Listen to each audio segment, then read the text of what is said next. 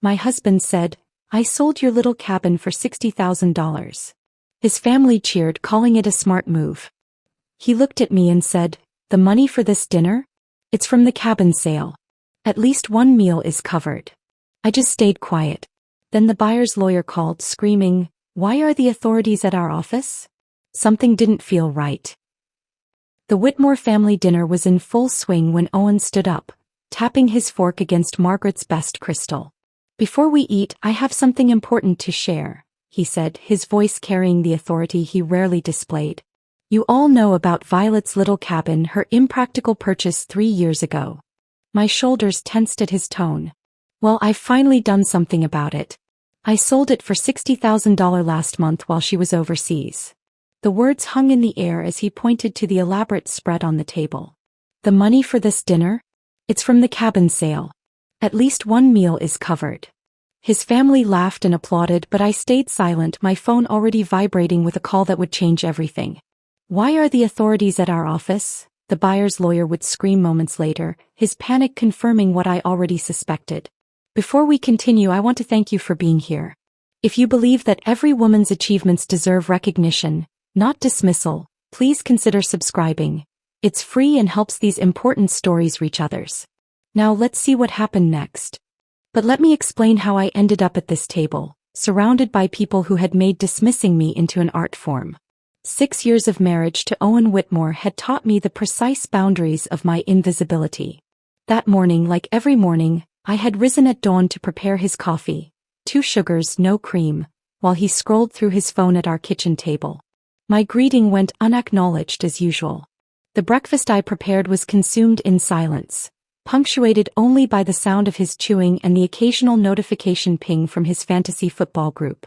Margaret had called while I was cleaning up, speaking only to Owen about Sunday's menu despite knowing I would be the one spending 6 hours in the kitchen preparing her complicated requests.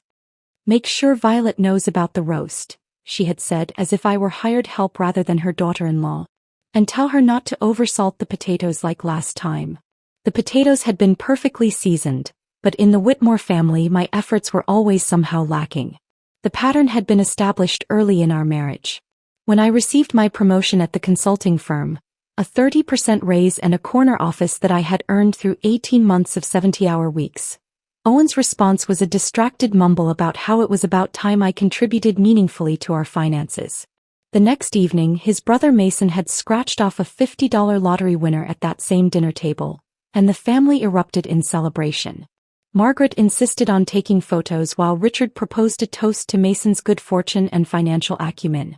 The Whitmore family dynamics revealed themselves through 1,000 small cruelties that had accumulated like sediment over the years.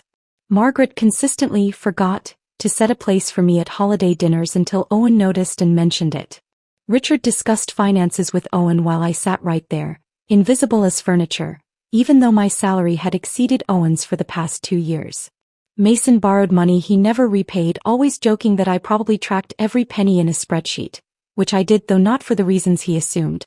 During their weekly family dinners, my accomplishments became footnotes while Owen's mediocre sales numbers were dissected and praised as if he were revolutionizing his industry.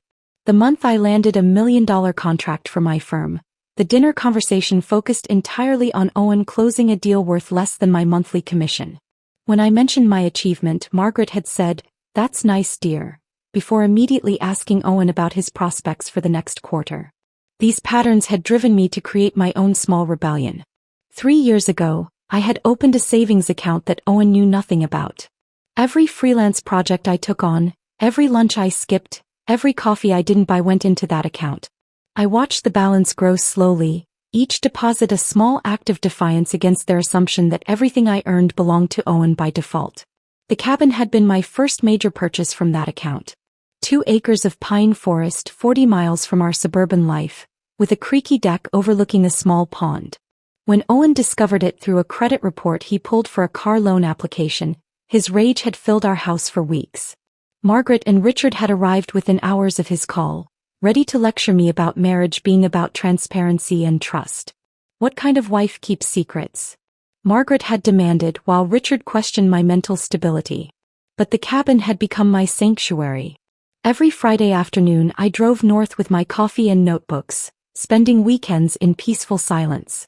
Owen refused to visit, calling it my midlife crisis shack. His family created a narrative where my cabin represented everything wrong with our marriage. My selfishness, my impracticality, my failure to be a proper wife. For months ago, my firm had won a major contract with a defense contractor. The assignment required someone with high-level security clearance to coordinate offices across Asia. The selection committee chose me over 12 other candidates, recognizing my expertise in international compliance. Owen's first response wasn't pride but suspicion. Why would they send a woman alone overseas?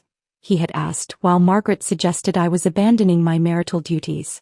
Before leaving, I had arranged everything meticulously. The cabin's ownership had been registered with federal databases due to my security clearance, a detail that transformed my simple property into a protected asset. I left Owen detailed emergency-only instructions, automated all payments, and hired a property management service. His dismissive laugh when I explained the precautions still echoed in my memory. Now sitting at this dinner table watching Owen bask in his family's approval for selling my cabin, my sanctuary, my achievement, my freedom, I felt the phone vibrating again in my pocket. Harrison Blackwell, the caller ID read. I had never heard of him before, but somehow I knew this call would explain why Owen's proud announcement was about to become the worst decision of his life. I excused myself from the table, stepping onto the Whitmore's back porch with my phone pressed against my ear. Harrison Blackwell's voice trembled through the speaker, describing federal agents examining documents, asking questions about property sales that required special clearances. Behind me, through the glass doors, Owen was pulling out papers from a leather folder, showing his family the details of his brilliant transaction while Margaret poured more wine. 3 years earlier, the journey to that cabin had started with a different phone call. Ruth Morrison, the elderly owner, had a voice like warm honey when she'd first described the property. It's not fancy, she'd warned. My husband built most of it himself after he retired from the railroad. But there's something special about those woods. They know how to keep secrets. I'd driven out there on a Tuesday morning when Owen thought I was at a dental appointment. The narrow dirt road wound through towering pines that filtered the October light into golden patches. When the trees opened to reveal the cabin, something in my chest uncloaked for the first time in years.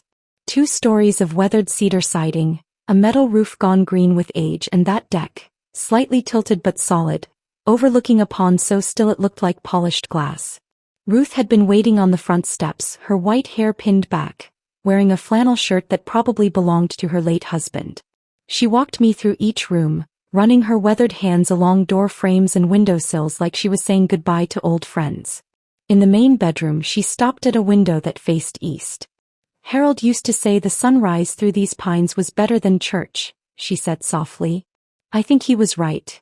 When she named her price, it was less than market value by at least $20,000.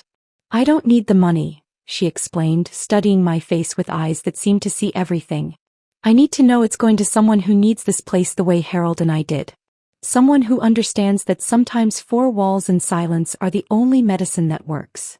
The down payment represented 3 years of skipped lunches, declined dinner invitations, and clothes worn long past their prime. Every dollar saved had been a small act of rebellion against the Whitmore family's assumption that I existed solely as an extension of Owen. My hands shook as I signed the papers in Ruth's kitchen, using my maiden name, Violet Chin, on every line. When she handed me the keys, they felt heavier than metal should, weighted with possibility. For 2 weeks I kept my secret, driving out there alone to walk through my rooms, to sit on my deck, to breathe air that belonged to me. I fixed small things. A cabinet door that wouldn't close, a faucet that dripped. Learning from hardware store employees and YouTube videos. Each repair felt like reclaiming a piece of myself that the Whitmores had tried to erase. Owen's discovery came through pure accident. He decided to refinance his precious BMW and needed my signature on the credit application. The loan officer's computer screen faced me as she pulled our credit reports, and there it was in black and white. Recent inquiry, Pine Grove Mortgage Company. Owen's face went from confusion to comprehension to rage in the span of 3 seconds. The drive home was silent, but once we were inside, the explosion came. You bought property? Without telling me. With what money? His voice climbed with each question. Within an hour, Margaret's Lexus screeched into our driveway, followed by Richard's Mercedes. Owen had summoned his parents like calling in reinforcements for battle. They arranged themselves in our living room like a tribunal. Margaret sat perfectly straight on our sofa, her pearls catching the light as she leaned forward. "Violet, darling," she began in that voice that made endearments sound like threats, "help us understand. What kind of wife makes major financial decisions without consulting her husband?" Richard stood by the fireplace, hands clasped behind his back like he was delivering a boardroom presentation. "This raises serious concerns about your mental state, Violet. Hidden money, secret purchases, these are not the actions of a stable person." I sat in the chair they'd positioned to face all three of them, my hands folded in my lap. "The cabin cost $45,000, I said calmly. "I paid for it entirely with my own earnings from freelance work. It didn't affect our joint finances at all." "That's not the point." Owen's fist hit the coffee table, making Margaret's teacup rattle. "We're supposed to be partners. Partners don't keep secrets." The irony of Owen talking about partnership when he hadn't noticed my absence for dozens of Saturdays, hadn't asked about my freelance projects, hadn't even remembered our last 3 anniversaries, was so thick I could taste it. But I stayed silent, having learned long ago that defending myself only gave them more ammunition. The next few months became a war of attrition. Owen refused to visit the cabin, calling it my midlife crisis shack, to anyone who would listen. His family crafted a narrative where my cabin represented everything wrong with our marriage. My selfishness, my deception, my failure to be a proper wife. They told the story at every family gathering, to every mutual friend, until it became accepted truth that poor Owen was married to an unstable woman who hid money and bought property behind his back. But every Friday afternoon I packed a small bag and drove north. Those weekends became my salvation. I learned to replace broken boards, to identify bird calls, to grow tomatoes in containers on the deck. I wrote in journals, filling pages with thoughts I couldn't speak aloud. The cabin learned my secrets. How I dreaded Sunday dinners, how I sometimes sat in my car in the driveway for 10 minutes gathering strength to go inside my own house, how I'd started marking days on a private calendar, not to count toward something but to prove I was surviving. Margaret escalated her campaign with what she called a family meeting, but was actually an intervention. She'd prepared a PowerPoint presentation, actually created slides, detailing the cabin's supposed maintenance costs, liability issues and drain on our resources. She'd researched septic system failures, roof replacement costs and property tax increases, presenting each as inevitable catastrophe. Mason made jokes about me becoming a hermit woman, asking if I was growing marijuana in the woods. Richard questioned whether I was meeting someone there, his implication clear. Owen sat silent through it all, letting them speak for him as he always did, his silence more damaging than their words. When they finally stopped talking, I pulled out my phone and showed them photos. The garden I'd planted, now growing wild with herbs and vegetables. The desk I'd positioned by the window where morning light flooded in. The bookshelves I'd built myself, slightly crooked but functional. Their faces remained unmoved, seeing only evidence of time spent away from them, energy directed toward something beyond their control.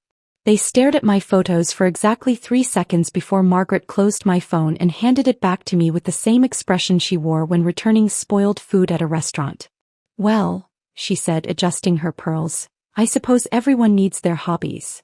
The word hobbies dripped with enough condescension to fill the pond behind my cabin. 2 months after that disastrous intervention, everything shifted. My managing director, James Harrison, called me into his office on a Monday morning in February. The view from the 32nd floor showed the city wrapped in winter fog, and James stood against it like a general planning a campaign. "We've won the Raytech contract," he said without preamble. 4 months coordinating their satellite offices across Asia. "It's worth $12 million to the firm, and I need someone with your specific expertise." The project required high-level security clearance due to Raytech's defense contracts. 12 candidates had been considered. My name sat at the top of the list, circled twice in James's distinctive red pen. "Your background check came back spotless," he said, sliding the folder across his mahogany desk. "Your experience with international compliance is unmatched in this office. The client specifically requested someone with your qualifications." I accepted immediately, the word yes, escaping before I could second-guess myself. 4 months away from the Whitmores felt like being offered oxygen after years of suffocation. James smiled, the kind that suggested he understood more about my home situation than I'd ever explicitly shared. You leave in 3 weeks. The pay differential is substantial, hazard pay plus overseas adjustment. We're talking about doubling your quarterly income.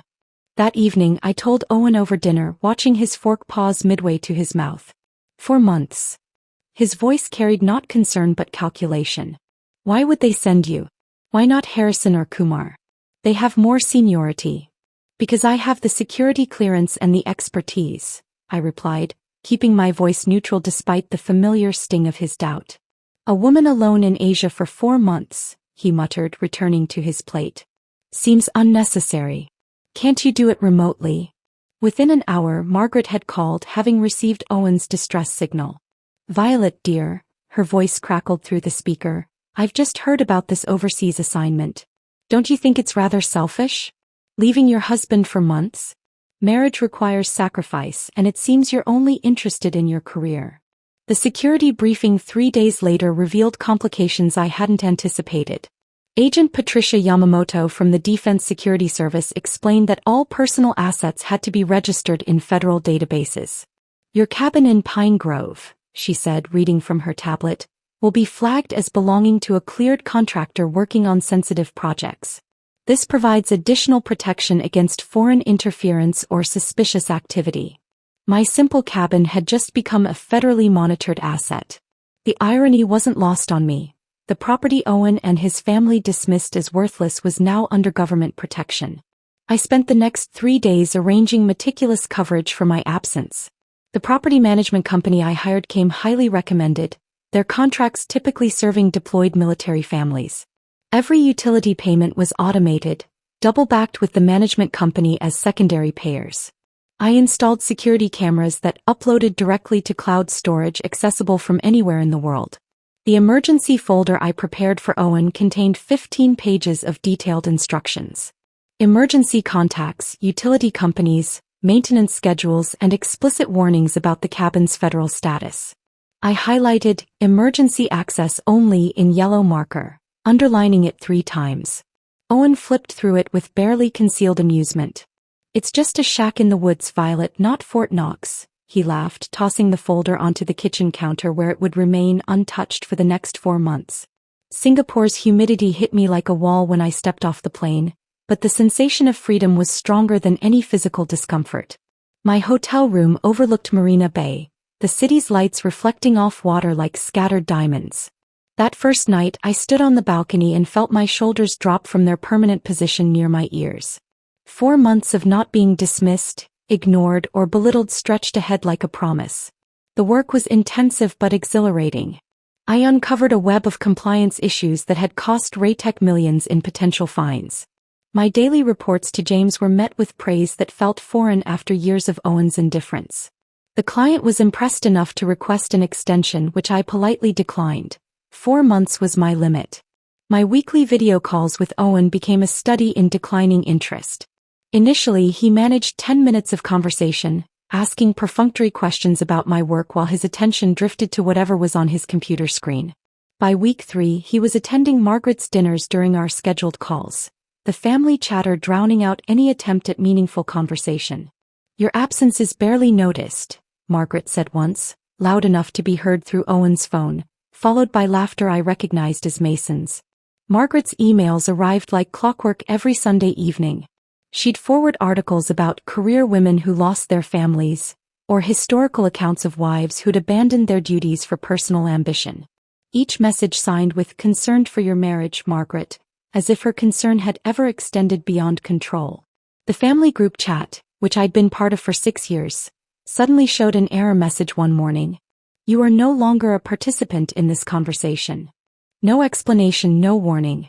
Owen claimed it was a technical glitch when I asked, but his social media told a different story. Photos from family dinners showed him centered between Margaret and Richard, Mason's girlfriend Sarah occupying what had been my seat. The captions read like obituaries for my presence. Great evening with the whole family, and complete at last. My cabin's security cameras became my lifeline to something real. Every morning I'd check the feeds while drinking coffee, watching deer wander through the yard or rain pattern the pond's surface. The weekly reports from the management company were brief. All systems normal, no issues to report. But they provided more comfort than Owen's increasingly sporadic messages. By month 3, Owen had stopped answering my calls altogether. Text messages received single-word responses hours later. Busy. Fine. Later. His social media, however, showed remarkable availability for dinner with colleagues, drinks with Mason, concerts with people I didn't recognize. Sarah, Mason's girlfriend, appeared in more photos, always laughing at something Owen had said, her hand occasionally on his shoulder in that casual way that wasn't casual at all. Sarah's perfectly manicured hand rested on Owen's shoulder in the last photo he'd posted, her smile too bright, her proximity too familiar. The timestamp showed last Tuesday, when he'd claimed to be working late on quarterly reports. I closed the laptop and stared at the Singapore skyline, the city's pulse vibrating through my hotel window as I processed what those images meant. Not just indifference anymore. Something else entirely. The flight home stretched across 16 hours and 3 time zones, plenty of time to prepare myself for whatever waited in Detroit. I'd texted Owen my arrival time twice, received nothing back. When the plane touched down on Thursday afternoon, the October air carried that particular Midwest chill that slices through everything. I waited 40 minutes at baggage claim, watching families reunite, couples embrace, drivers hold signs for strangers. No Owen. Finally, a text appeared. At Mom's preparing special dinner for your return. Come straight here. The taxi driver helped load my luggage into the trunk while I stared at those words. Special dinner. At Margaret's. After 4 months away, my husband couldn't be bothered to meet me at the airport, but the Whitmores were orchestrating something that required preparation. The route home took us past our neighborhood, and I asked the driver to slow down as we passed our house. Through the living room window, I glimpsed furniture I didn't recognize. A leather sectional where our blue sofa should be, artwork on walls that had been bare when I left. The driveway held 2 cars I'd never seen before, a BMW newer than Owen's and something sporty in red. Our garden, which I'd carefully maintained for 3 years, had been replaced with generic landscaping. This your house? The driver asked, noticing my stare. I'm not sure anymore, I answered honestly. I had him drop me at the corner, hauling my suitcase to our front door like a stranger approaching an unfamiliar home. My key still worked, but the house inside wasn't mine. The leather furniture was real expensive. The art consisted of abstract pieces that Margaret would approve of. Safe, tasteless, costly. The kitchen had been reorganized completely, my carefully arranged spice rack gone, replaced by decorative canisters that probably held nothing. In our bedroom was it still ours? The sheets were different. Egyptian cotton, still in their packaging creases. The closet showed Owen's clothes expanded into my section, my remaining items compressed into a corner like an afterthought. On the dresser sat a bottle of perfume I didn't recognize, definitely not mine. I left my suitcase unopened and drove to the Whitmore house, my hands steady on the wheel despite the exhaustion pulling at my bones. Their driveway looked like a luxury car dealership. Margaret's Lexus, Richard's Mercedes, Mason's Range Rover, Owen's BMW, and 2 others I didn't recognize.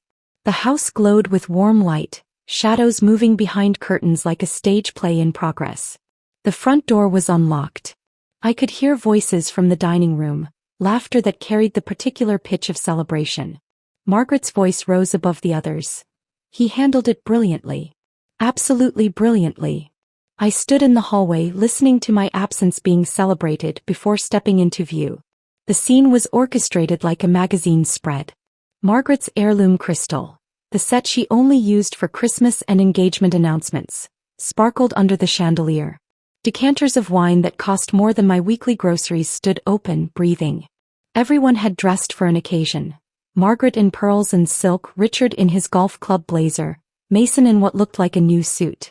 Owen stood at the head of the table, occupying the seat I usually took when we hosted, wearing the expression of a man who'd just won everything. Violet. Margaret's voice carried false warmth. Perfect timing. We were just about to toast. They'd arranged themselves around the table like an audience at a theater, each face holding that particular expression of barely contained excitement that preceded major announcements. Sarah was there too, seated next to Mason but angled toward Owen, her hand resting near his wine glass. Welcome home, Owen said, not moving from his position of power at the table's head. How was the flight?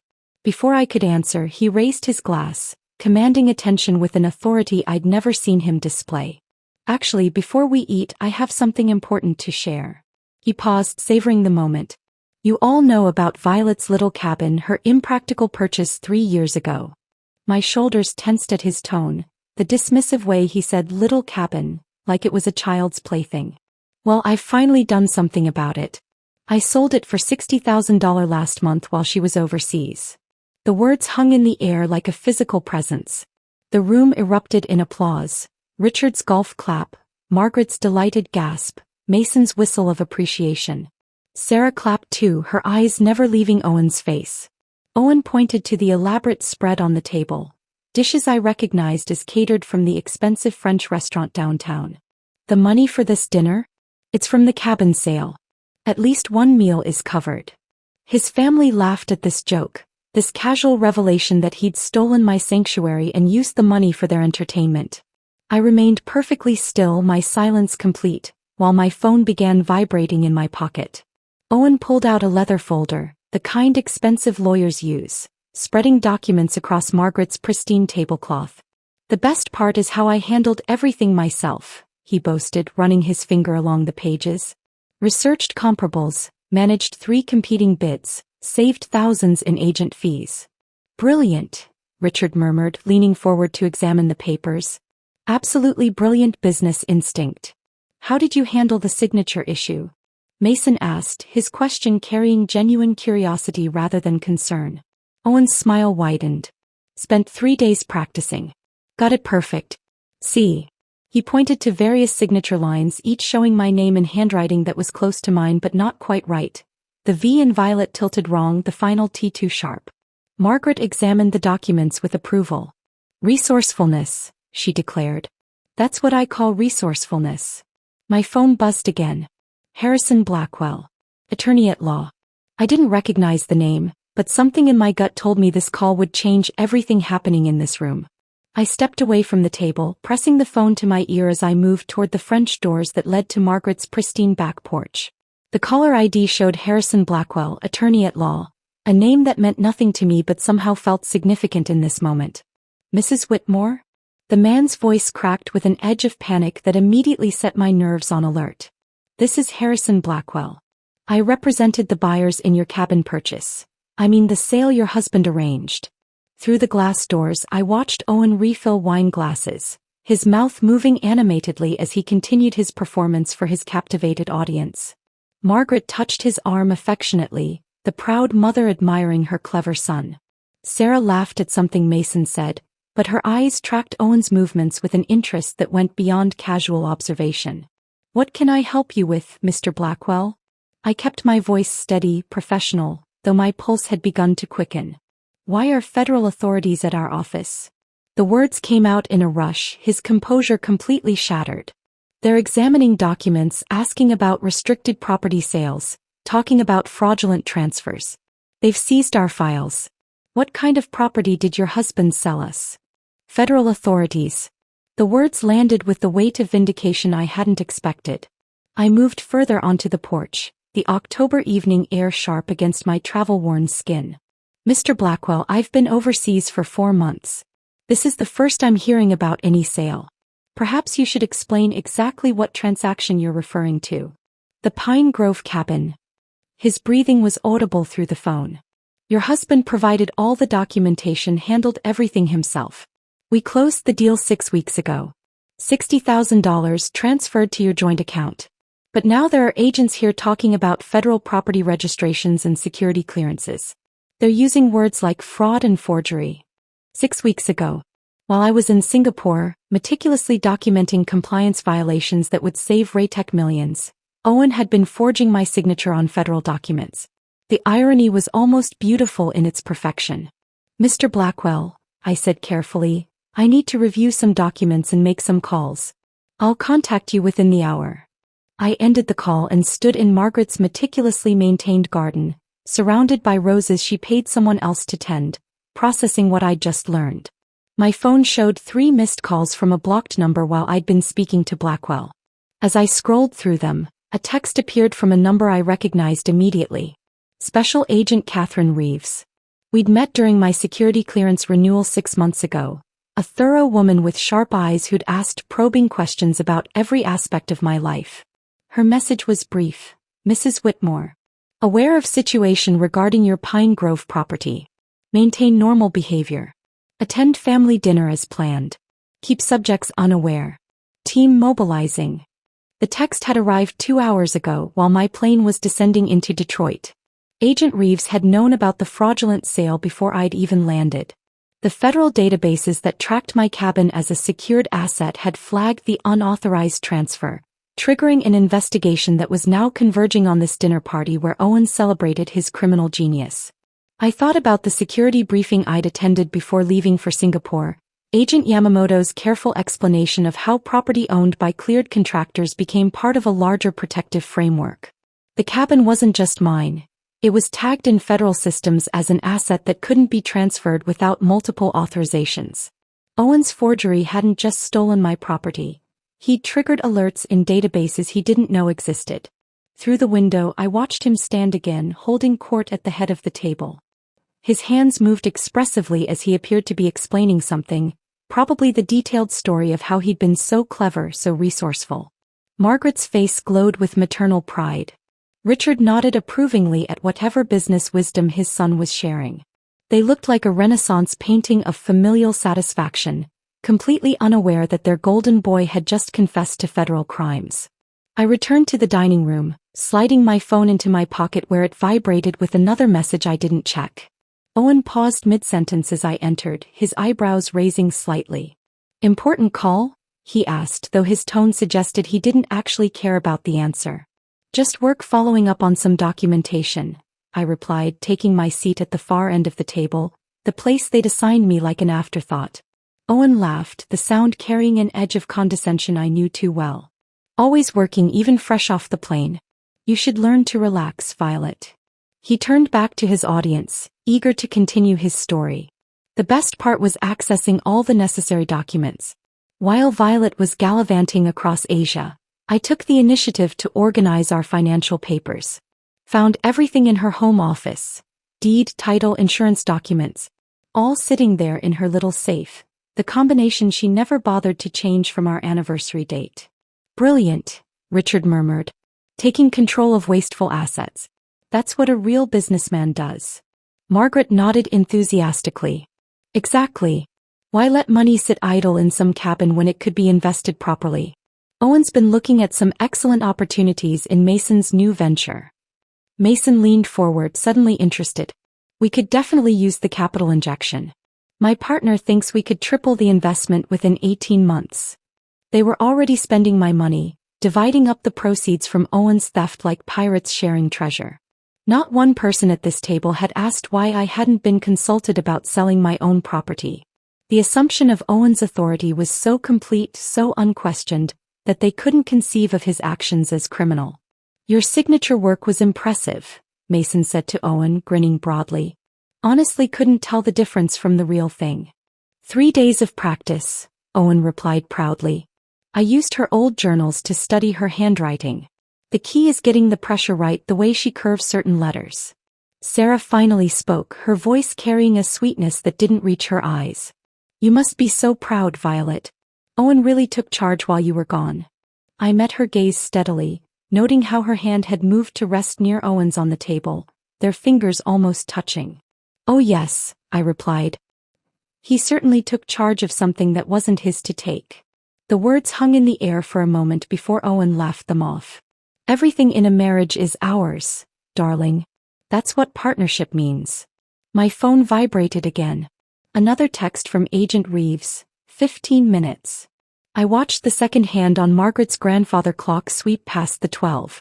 14 minutes since Agent Reeves's last text. Owen had moved on to describing his future investment plans for the $60,000, his voice carrying the confidence of a man who believed he had gotten away with everything. Margaret was serving her homemade tiramisu, the dessert she reserved for special victories, when the first black vehicle pulled silently into the driveway. The headlights swept across the dining room windows like searchlights, followed immediately by 2 more vehicles positioning themselves with military precision. Through the sheer curtains I could see the government plates, the kind that made neighbors peer through blinds and wonder what level of trouble had arrived on their street. 6 figures emerged from the vehicles, moving with the coordinated efficiency of people who had done this many times before. I stood up from the table, my movement so sudden that Sarah's wine glass wobbled. "I'll get the door," I said, though no one had knocked yet. Owen barely glanced at me, too absorbed in explaining to Richard how he planned to leverage the cabin money into a larger real estate portfolio. I reached the front door just as Agent Catherine Reeves raised her hand to knock. She stood flanked by 5 other agents, all wearing the kind of dark suits that screamed federal authority. Her eyes met mine with professional recognition. She remembered me from the security clearance interview, remembered the woman who had sat across from her for 3 hours answering questions about every aspect of her life. "Mrs. Whitmore," she said quietly. "Are all the subjects present?" "They're in the dining room," I confirmed, stepping aside to let them enter. "All of them. They're having dessert."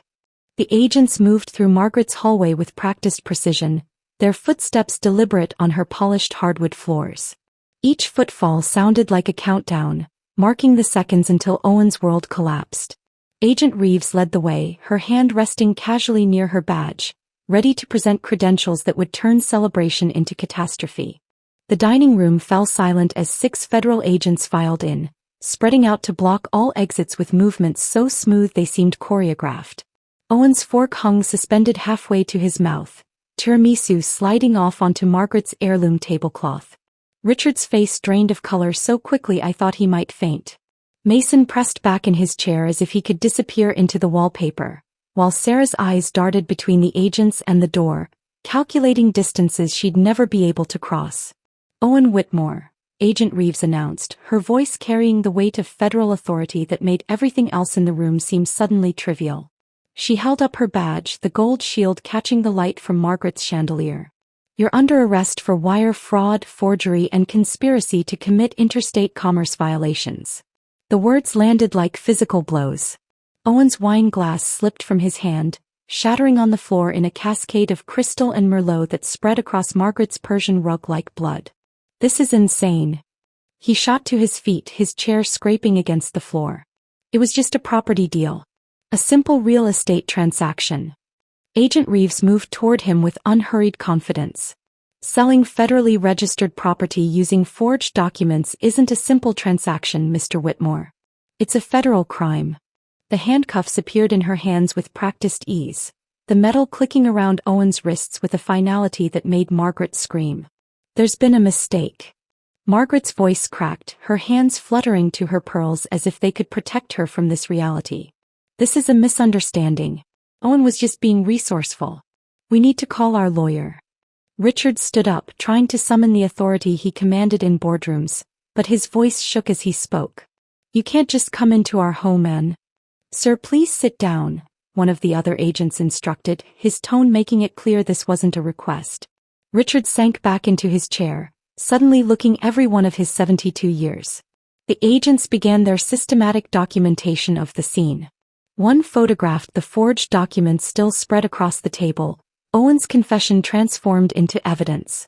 Another captured images of the champagne bottles, the elaborate dinner spread, the celebration that had been funded with stolen money. A third agent collected the family's phones, ignoring Sarah's protests about privacy and Mason's claims that he wasn't involved. Owen turned to me, his face cycling through emotions, confusion, anger, desperation, before settling on something that looked like betrayal. "Violet, tell them this is a misunderstanding. You're my wife.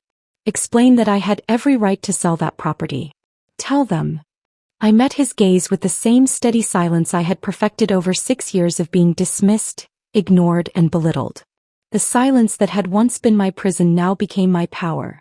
I said nothing, letting my lack of words speak volumes about years of accumulated injuries that had led to this moment. "Wives can't testify against husbands," he said desperately, grasping for legal straws he didn't understand. "You can't do this to me. I was helping our finances. I was being smart." Agent Reeves paused in her process of securing Owen's hands behind his back. "Actually, Mr. Whitmore, Spouses can absolutely testify in federal cases involving crimes against each other. But more importantly, we don't need your wife's testimony. The evidence you've provided tonight, your detailed confession to your family, the forged documents you displayed, the fraudulent sale of government-registered property, that's more than sufficient. She looked at me then, her expression professionally neutral but with something in her eyes that might have been understanding. Mrs. Whitmore, we'll need you to come to the federal building tomorrow to provide a statement. Our financial crimes unit has uncovered additional irregularities that go beyond the cabin sale. Margaret's gasp was audible. Additional irregularities? Agent Reeves turned her attention to Owen's parents. Mr. and Mrs. Whitmore Sr., you'll both need to come in for questioning as well. Your names appear on several suspicious transfers connected to this case. She paused, letting the implications sink in. It seems the cabin sale was just the beginning. Our forensic accountants have found evidence of systematic embezzlement from joint accounts, hidden investments, and what appears to be a pattern of financial fraud extending back several years. The family that had spent 6 years celebrating Owen's every minor achievement while dismissing everything I accomplished now sat frozen, watching their golden child being led away in handcuffs. Their dynasty of judgment and casual cruelty was crumbling in real time, brought down by Owen's own arrogance and their enthusiastic participation in celebrating his crimes. Mason stood frozen against the dining room wall, his face pale as one of the agents began reading him his rights as a material witness. Sarah had collapsed into a chair, mascara streaming down her cheeks as she repeatedly insisted she barely knew any of them, despite the photos on Owen's phone showing her at family gatherings for the past 8 months. Margaret clutched at the agent nearest to her, begging to accompany Owen, while Richard sat with his head in his hands, muttering something about calling their attorney who, ironically, had been disbarred 2 years prior for his own financial improprieties. The next morning arrived with a clarity that felt almost surreal. I sat in my kitchen now, not ours, drinking coffee from the mug I'd bought myself in Singapore, watching the sunrise paint the walls gold. My phone had been vibrating non-stop since midnight with calls from numbers I didn't recognize, journalists who'd somehow gotten my contact information, and Margaret's repeated attempts to reach me despite being explicitly told not to contact me by federal agents. The first domino fell within 48 hours. Premier Title Services, the company that had processed Owen's fraudulent sale, found federal investigators at their door Monday morning. By noon, their license had been suspended pending investigation.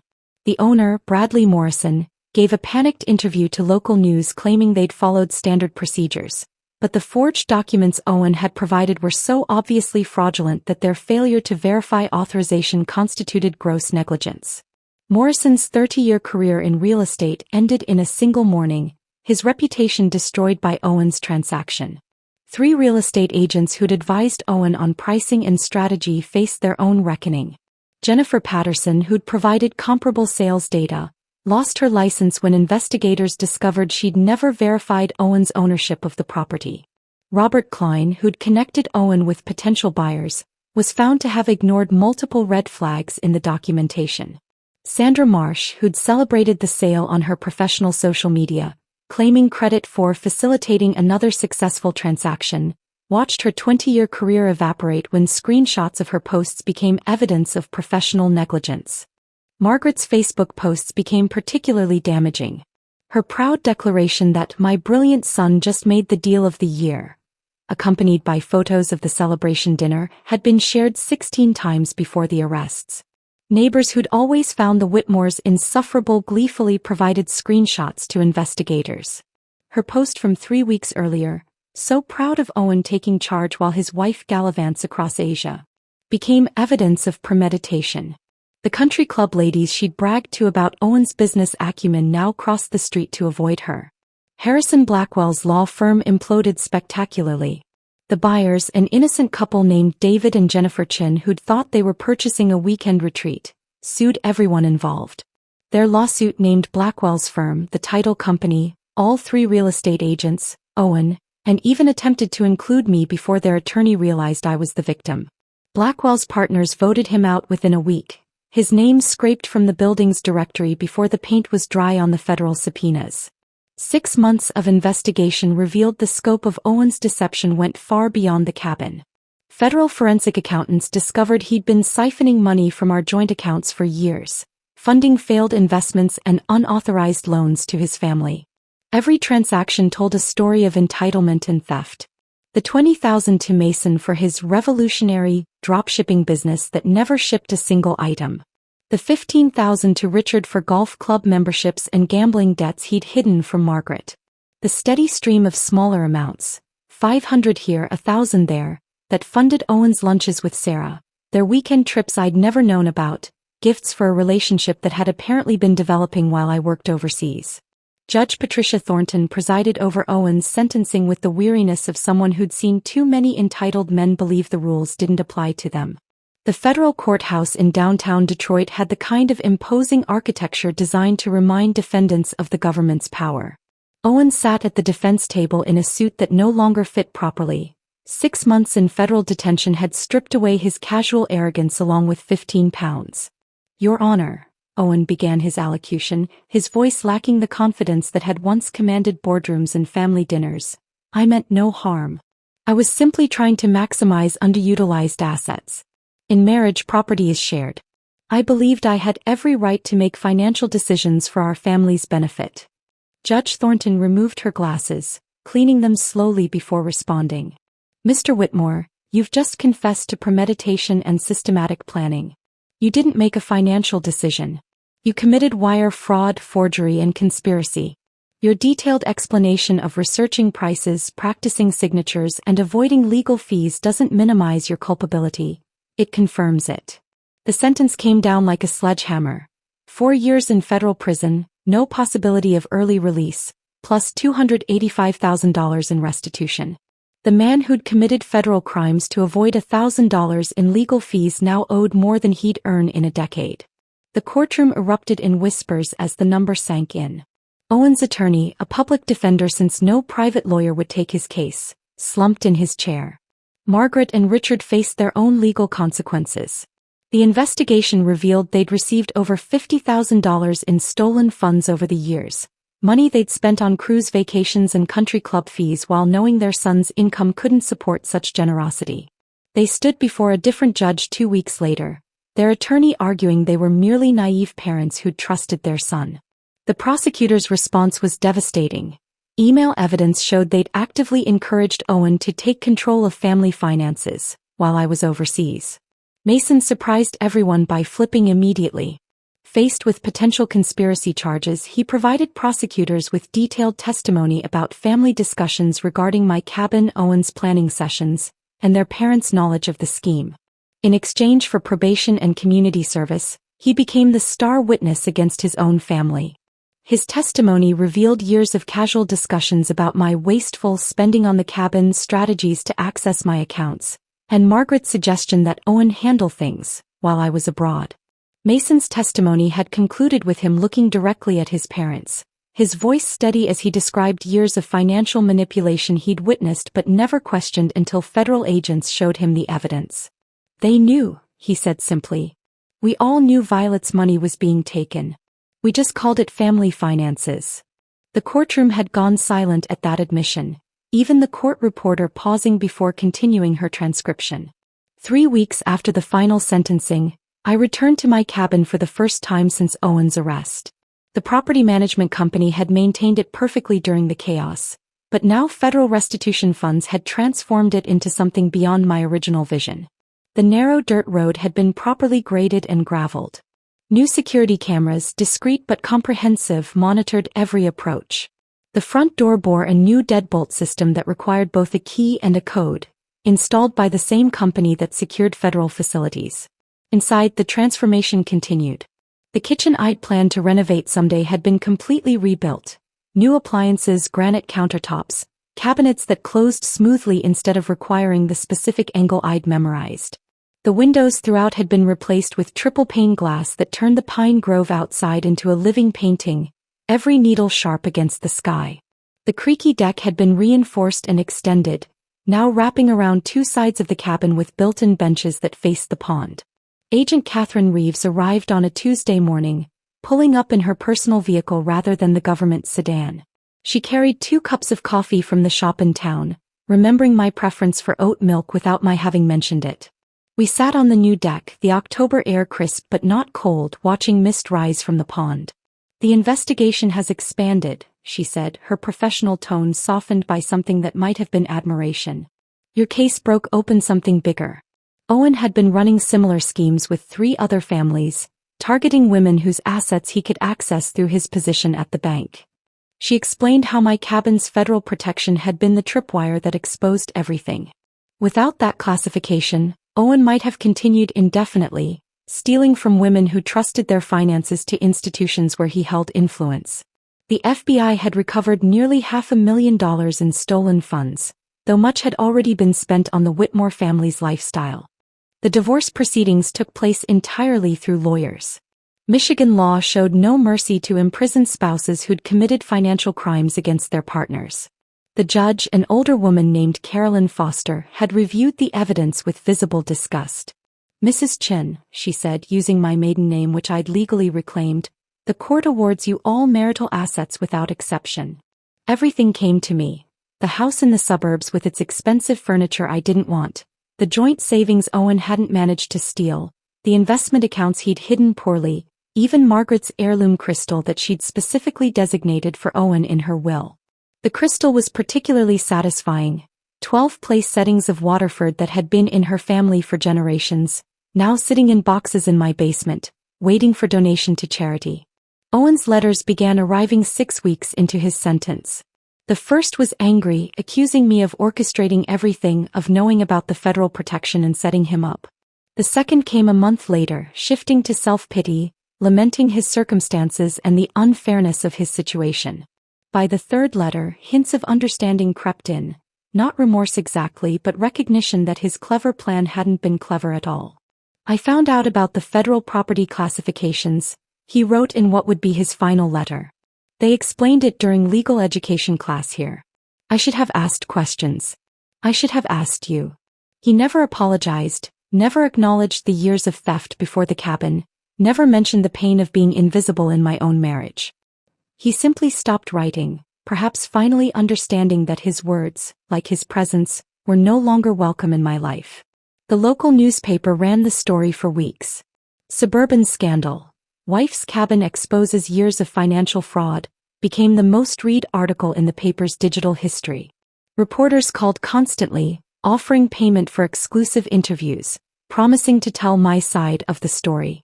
I declined them all. The federal investigation's findings were public record, pages of documentation that spoke more eloquently than any interview could. The facts themselves were vindication enough. Owen in federal prison, his parents bankrupted by restitution payments, their reputation destroyed by their own greed. My neighbors' attitudes shifted completely. Where once they'd seen Owen's quiet wife who rarely spoke at block parties, they now saw someone who'd endured years of financial abuse while building her own success. Janet from next door brought casseroles during the divorce proceedings. Mike from across the street offered to maintain my lawn without payment. The invitations to coffee and book clubs multiplied, though I politely declined most, preferring the solitude I'd earned. The consulting work flourished in ways I hadn't anticipated. My experience with international compliance, combined with the notoriety of my case, made me highly sought after. Companies wanted someone who understood both technical complexities and the human element of financial crime. My rates tripled, then quadrupled. Working from the cabin's converted second bedroom, overlooking the pond through those crystal-clear windows, I earned more in 6 months than Owen had stolen in 6 years. Ruth Morrison, the elderly woman who'd sold me the cabin, sent a card on the anniversary of the sale. I knew you needed this place, she wrote in careful cursive. Harold would be pleased to know it sheltered you when you needed it most. On the first anniversary of that dinner, that horrible, wonderful dinner where Owen announced his crime to his celebrating family, I sat on my reinforced deck as the sun set through the pines. The wine wasn't special, just a bottle from the local grocery store, chosen because I liked the label. No one would judge this choice, no one would comment on its price or vintage. The silence around me was complete, broken only by natural sounds. Wind through pine needles, water lapping at the pond's edge, an owl calling from somewhere in the darkness. My phone sat silent on the table beside me, containing no contacts from that previous life. No Whitmore family group chat. No passive-aggressive messages from Margaret. No dismissive texts from Owen. The absence of their voices revealed how much space they'd occupied, how their constant judgment had shaped my days. If this story of federal justice served cold had you on the edge of your seat, hit that like button right now. My favorite part was when Violet stayed silent at the dinner table while the FBI arrived, knowing exactly what was coming next. What was your favorite moment? Drop it in the comments below. Don't miss more thrilling stories like this. Subscribe and hit that notification bell so you never miss an upload.